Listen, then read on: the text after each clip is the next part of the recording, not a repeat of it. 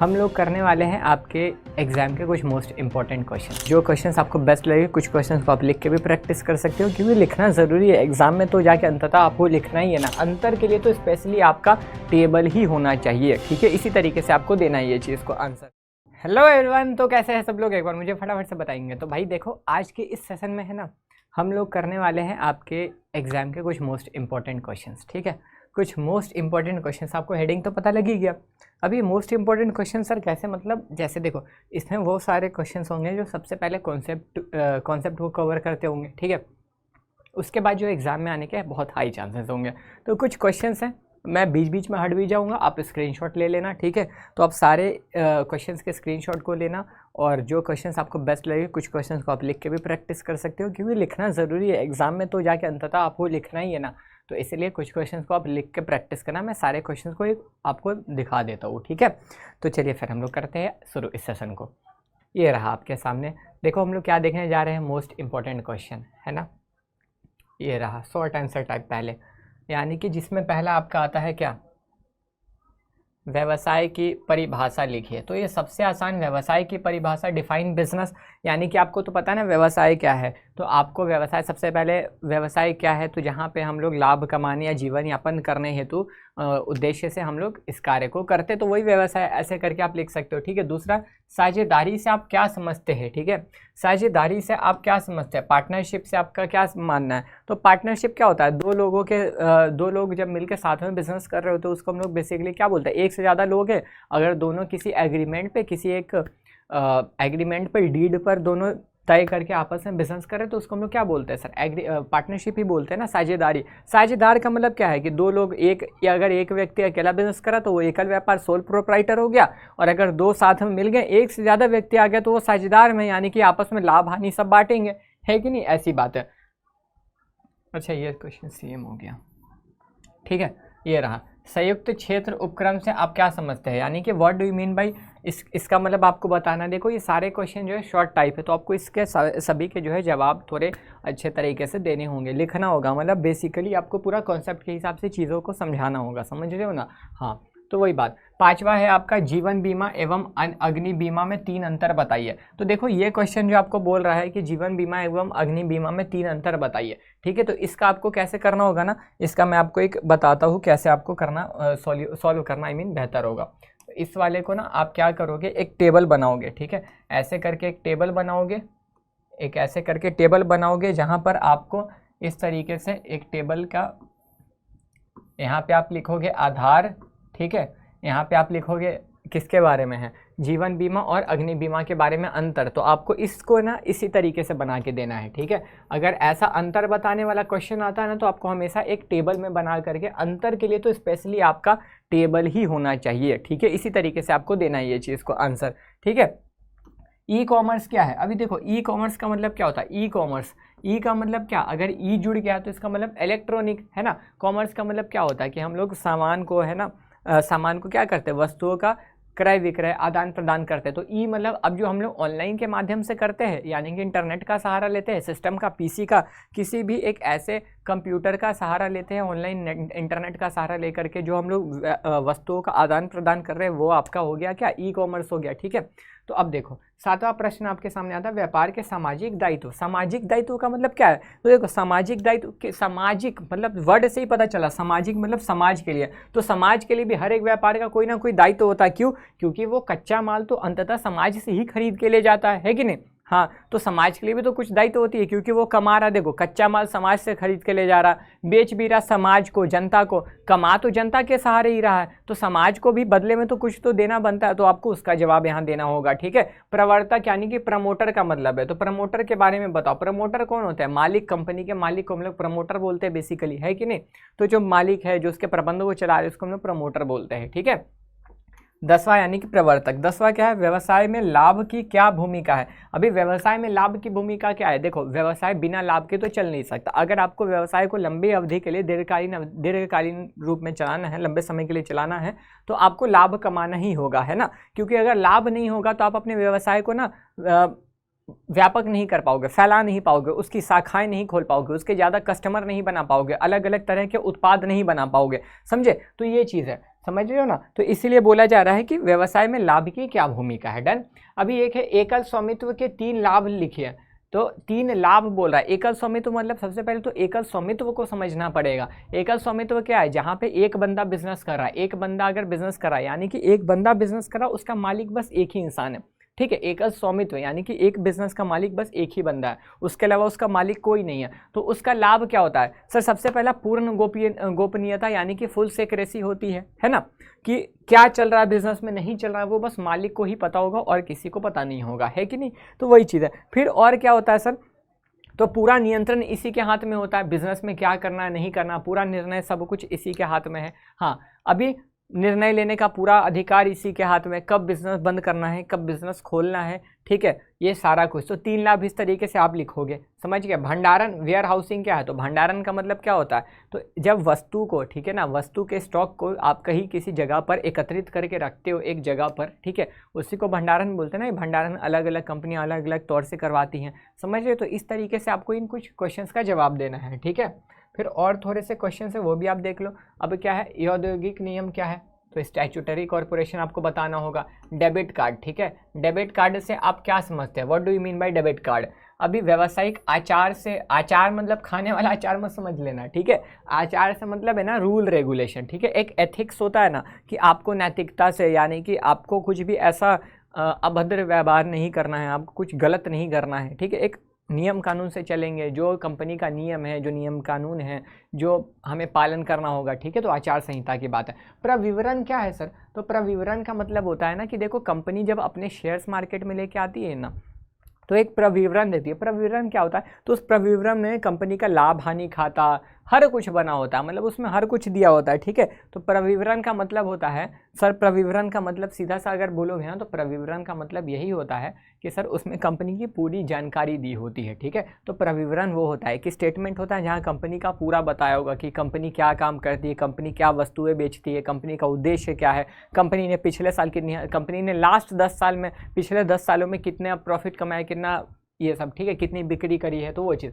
अभी 17 क्या है, आर्थिक क्रिया का क्या अर्थ है। आर्थिक क्रिया क्या होता है, जिसमें आप या तो मतलब पैसे कमाने के उद्देश्य से कोई कार्य करते हो, वो आपकी आर्थिक क्रिया हो गई, है कि नहीं, वैसा। फिर वाणिज्य का वर्णन कीजिए, ये आप बताओगे। एकल व्यापार का कोई 4 लक्षण बताइए, ठीक है। साझेदारी के कोई 4 लक्षण बताइए। कंपनी और साझेदार में अंतर स्पष्ट कीजिए।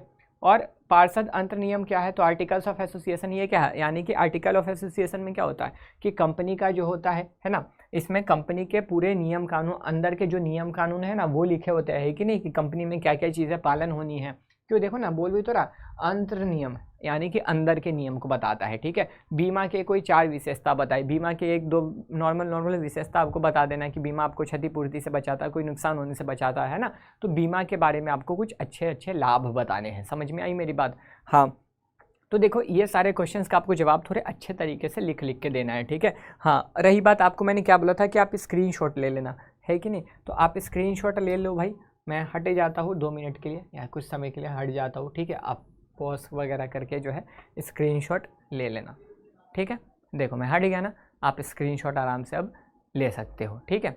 आप जो है स्क्रीनशॉट ले सकते हो। डन, चलिए आगे बढ़ते हैं। ये भी ले लो भाई, सेकंड वाले पेज का स्क्रीनशॉट ज़रूरी है। इन सब क्वेश्चंस को देखो, ये सारे क्वेश्चंस जो मैंने आपको दिए ना, इन सभी क्वेश्चंस को आप एक बार लिख करके ज़रूर देखिएगा, क्योंकि लिखिएगा आपको एग्जाम में अल्टीमेटली तो जाके लिखना है। अगर लिखोगे नहीं तो फिर हाथ नहीं चलेंगे एग्जाम में ना, बस देखने से नहीं होता है। एग्जाम में आपको जाके लिखना होगा, यहाँ पे याद होना चाहिए, यहाँ पे याद होना चाहिए, और उसके साथ समन्वय इसका होना चाहिए, कोऑर्डिनेशन यहाँ याद होगा, ये चलेगा, तब तो जाके फुल नंबर लेके आओगे दोस्त, है कि नहीं। तो आपको ऐसे करके लिखना होगा, ठीक है। तो चलिए अगले वाले क्वेश्चन पर चलते हैं, जो कि आपका लॉन्ग दीर्घ आता है, ठीक है।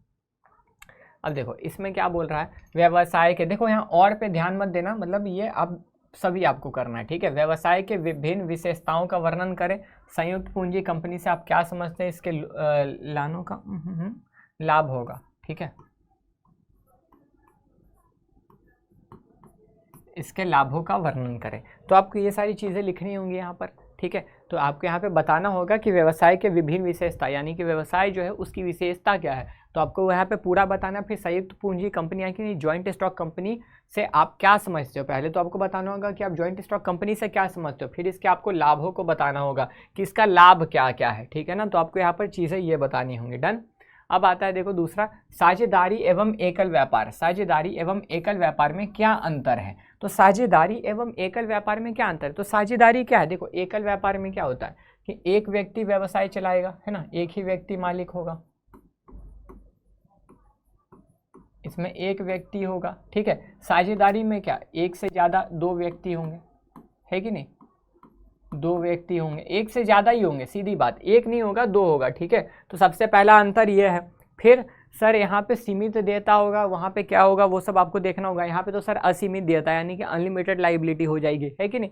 साझेदारी में क्या होगा, तो साझेदारी में, ठीक है, फिर उसमें नियंत्रण किसका ज़्यादा है, तो आपको ये सब चीज़ें, पूंजी ज़्यादा किस, तो पूंजी इसमें कम होगी, उसमें पूंजी ज़्यादा, क्योंकि ये व्यक्ति अकेले बिजनेस कर रहा है तो ये कम ही पूंजी लगा सकता है ना, अकेला व्यक्ति कितना पूंजी लगाएगा, लेकिन ये लोग 2-4 लोग हो सकते तो ज़्यादा पूंजी होगा इसके मुकाबले में। तो आपको ऐसी चीज़ें बतानी होंगी, ठीक है। अगेन देखो क्या बोला, अंतर बोला है ना, आप थोड़ा यहाँ पे ध्यान देना। तो आपको यहाँ पे क्या बोला, अंतर बोला है, अंतर, यानी कि अब अंतर बोला है सर, तो अंतर से आप अभी तो जस्ट बोले थे ना, हाँ, तो अंतर में आपको क्या करना होगा, अंतर में आपको टेबल बनाना होगा, ठीक है। आप टेबल बना के, मतलब ऐसे ऐसे करके जो है आपको जवाब देना है, समझे क्या।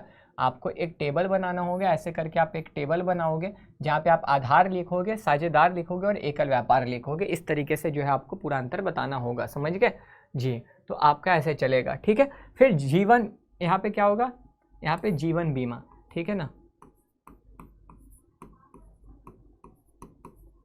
अभी जीवन बीमा से आपके महत्व का वर्णन करें, जीवन बीमा के महत्व का वर्णन करें बोल रहा है। तो जीवन बीमा जरूरी क्यों है, उसका महत्व बताऊं, तो यहाँ पे आपको महत्व लिखना पड़ेगा, समझे, यहाँ पे आपको जो है महत्व लिखना पड़ेगा। ओके, नेक्स्ट क्वेश्चन पे जाओगे तो देखोगे यहाँ क्या है, प्रवर्तक के कार्यों, यानी कि प्रमोटर के काम का। तो प्रमोटर, कंपनी का जो प्रमोटर होता है, जो प्रवर्तक होते हैं, ठीक है, उनका काम क्या होता है, आपको वो चीज़ें बतानी होंगी। तो यहाँ पे आपको क्या है, उसके कार्यों का वर्णन करें। देखो वर्णन करने बोल रहा, तो बस लिख के नहीं छोड़ देना, पूरा उसको एक्सप्लेन करना अच्छे तरीके से, ठीक है। आपको बस लिख करके नहीं छोड़ना कि क्या कार्य है वही लिख दिया। आपने अगर कार्य लिखा है कि उसका काम क्या क्या, प्रबंधक निर्णय लेता है, क्या क्या निर्णय लेता है, तो आपको उन सभी का वर्णन करना होगा, ठीक है ना। तो वही चीज़ है।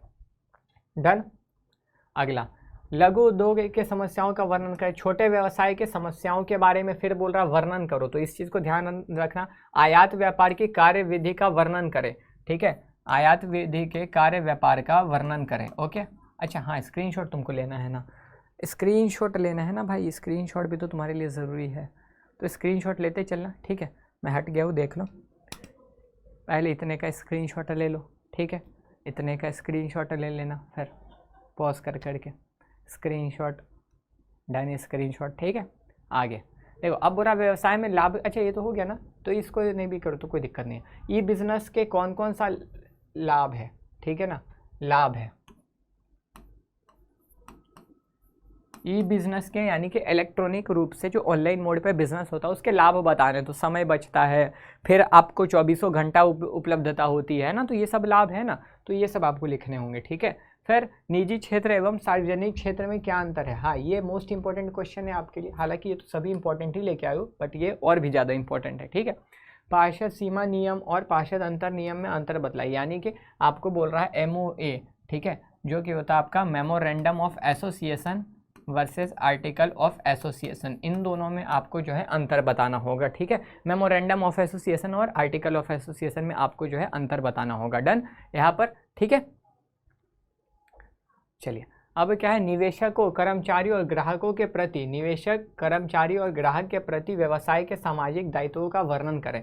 तो निवेशक के लिए, ग्राहक के लिए, कर्मचारी के लिए एक व्यवसाय का सामाजिक दायित्व क्या होता है, उनके प्रति दायित्व क्या है, तो उसके बारे में भी आपको देखो वर्णन करने बोल रहा है, ठीक है। वर्णन करना है, वर्णन का मतलब होता है एक्सप्लेन करना, तो आपको पूरा लिखना होगा, समझ रहे हो ना, आपको पूरा लिखना होगा यहाँ पर, ठीक है, वही है। अच्छा, अब यहाँ खुदरा व्यापारी के बारे में, रिटेलर, ठीक है, खुदरा व्यापारी के कार्यों का वर्णन करें। थोक व्यापारी एवं फूड, यहाँ भी वही खुदरा व्यापारिक में अंतर बताएं। ठीक है, आपको यहाँ अंतर, तो ये सब अंतर है, ये सब इजी क्वेश्चन है आपके लिए। ठीक है, बहुसंख्यक दुकान क्या है, इसके लाभों को लिखे।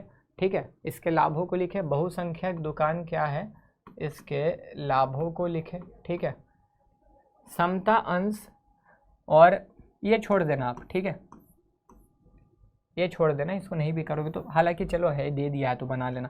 ठीक है, समता अंश, समता अंश तथा पूर्वाधिकार यानी कि इक्विटी शेयर और प्रेफरेंस शेयर के अंतर को बताइए। ठीक है, ऐसा करके साझेदारी को परिभाषित कीजिए और इसकी मुख्य विशेषता लिखिए। साझेदारी यानी कि पार्टनरशिप को बताओ, उसकी विशेषता लिखो। साझेदारी की सीमाओं को लिखिए, तो कि साझेदारी में मुसीबतें, प्रॉब्लम क्या क्या आती हैं, है ना, तो आपको पूरी सीमाएं लिखनी होंगी यहाँ पर।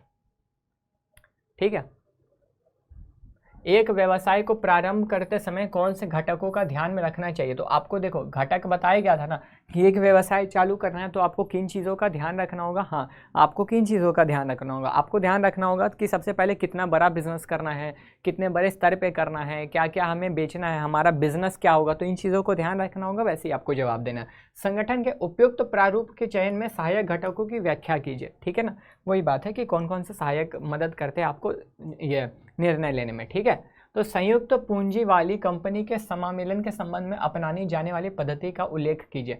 ठीक है, यानी कि किसी व्यक्ति को जो है जैसे outline the procedure of incorporation of a joint, यानी कि एक कंपनी को बनाने में कौन कौन सी प्रक्रिया लगती है ना, उसको बताओ। ठीक है, प्रक्रिया।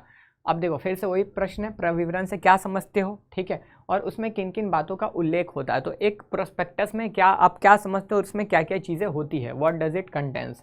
ठीक है, वो बात। ग्रामीण भारत में छोटे व्यवसाय की भूमिका का वर्णन करना है यहाँ पर, और लघु स्तरीय उद्योग तथा समान की जाने वाली समस्याओं का वर्णन कीजिए। तो एक छोटी उद्योग जो है कौन कौन सी मुसीबत को फेस करती है। ठीक है, आपको उस चीज़ का वर्णन करना होगा, यहाँ पे वही बोल रहा है। और दूसरा, ग्रामीण भारत में छोटे व्यवसाय यानी कि गाँव में जो छोटे व्यवसाय हैं उनको उनकी भूमिका क्या है, उस चीज़ को बताओ। ठीक है,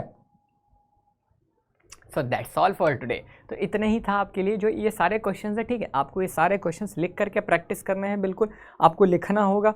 नहीं लिखोगे तो फिर एग्जाम में थोड़े से हाथ नहीं चलेंगे ना, तो आपको लिखना होगा। आपको देखो चीज़ें याद ज़रूर होंगी, ठीक है, लेकिन जब तक उसको लिख के नहीं देखोगे तो दिक्कत आएगी ना भाई। तो आपको लिखना होगा, क्योंकि यहाँ से इसका कोऑर्डिनेशन बने और आप इसको एग्जाम में पूरे अच्छे तरीके से लिख पाओ। समझ गए?